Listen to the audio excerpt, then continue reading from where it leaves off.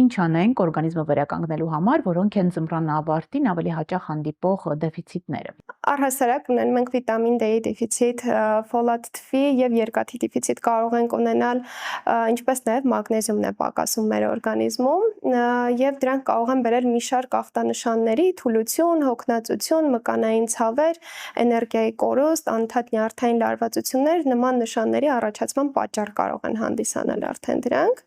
Ինչպես լրացնել այդ դեֆիցիտները, ինչպես հասկանալ կոնկրետ ինչի կարիք ունի օրգանիզմը։ Կախված թե մեր գանգատը որն է, օրինակ եթե ունենք մազաթափություն, ավելի հակված ենք, որ կարող է լինել երկաթի դեֆիցիտ, իհարկե բոլոր այդ մեր գանգատները պետք է համադրենք լաբորատոր հետազոտությունների հետ։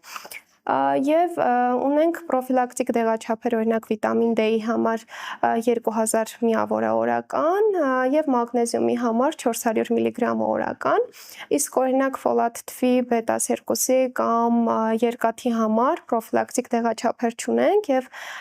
հստակ լաբորատոր անալիզների հիման վրա է որոշվում, թե ինչ դեղաչափով կարող ենք օգտագործել։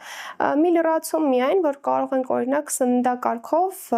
եթե խորը չեն դեֆիցիտները, օրինակ երկաթի դեֆիցիտի դեպքում կամ բետա-2-ի դեֆիցիտի դեպքում,